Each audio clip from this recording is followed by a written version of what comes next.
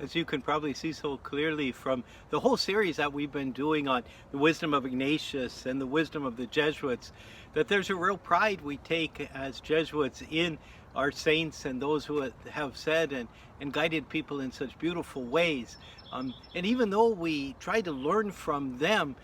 probably the pride that we have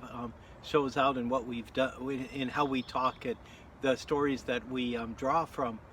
But we also have to acknowledge the side of our history that isn't as noble and isn't as praiseworthy. And today in the New York Times, they presented a new initiative that the Jesuits here in the United States and Canada are putting forward for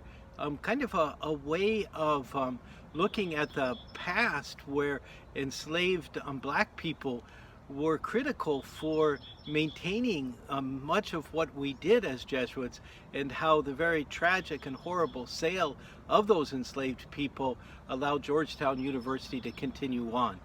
But the history of Jesuits and slavery goes far beyond just that sale of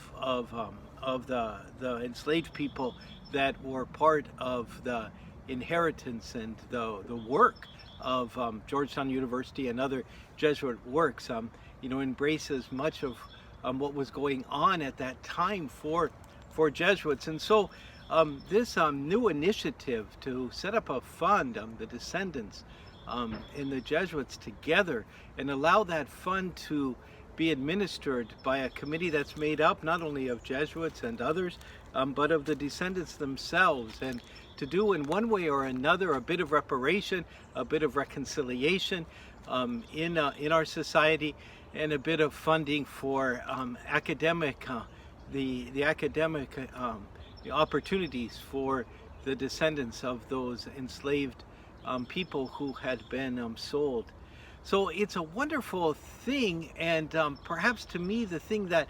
most touches me, because it's something that comes from Pope Francis, and through, and it's so true in so much of what's going on in fundraising and in grant making these days, where the people who are being benefited are part of the whole process. They become agents of their own change. It's not just a transfer of money or a control of the money so that they do certain things. They become agents in controlling how the money goes and where it goes, and in hiring fundraisers and all of that. And so where the very antithesis of people not being in control of their lives,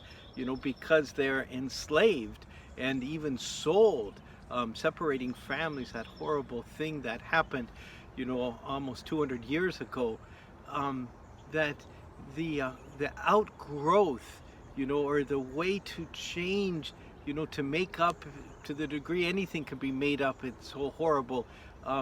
is that their descendants become agents of change for themselves, with resources that are real and concrete and can help in so many ways.